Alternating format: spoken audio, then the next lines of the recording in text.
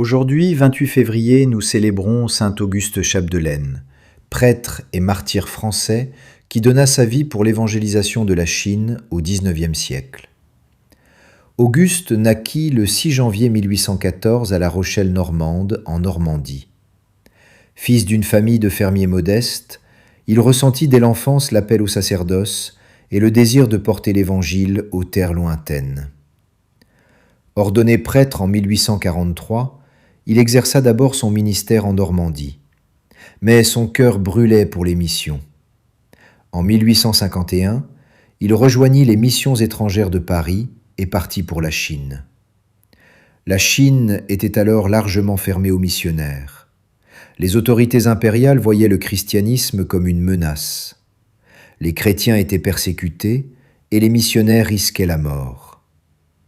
Auguste fut assigné au Guangxi, une province du sud particulièrement hostile. Il y arriva en 1856, déguisé en paysan chinois. Il apprit la langue, adopta les coutumes locales et évangélisa discrètement les villageois. Son ministère porta des fruits magnifiques. En quelques mois, il baptisa plusieurs dizaines de convertis et forma une petite communauté chrétienne fervente. Mais en février 1856, Auguste fut dénoncé aux autorités. Les mandarins ordonnèrent son arrestation. Il fut capturé avec plusieurs convertis chinois. Auguste et ses compagnons furent emprisonnés dans des conditions atroces. On leur ordonna de renier leur foi et de piétiner la croix. Tous refusèrent courageusement. Les tortures commencèrent.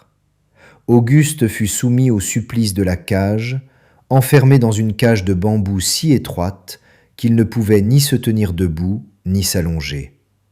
Il fut battu, affamé, humilié publiquement. Pendant 29 jours, il endura ses souffrances. Mais jamais il ne renia le Christ. Il encourageait ses compagnons, priait pour ses bourreaux et offrait ses souffrances pour la conversion de la Chine.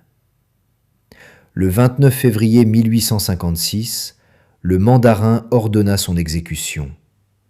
Auguste fut décapité avec 2 fidèles chrétiens chinois. Il avait 42 ans et mourut en prononçant le nom de Jésus. La nouvelle de son martyre bouleversa l'Église. Son sacrifice ne fut pas vain. La communauté qu'il avait fondée survécut et grandit.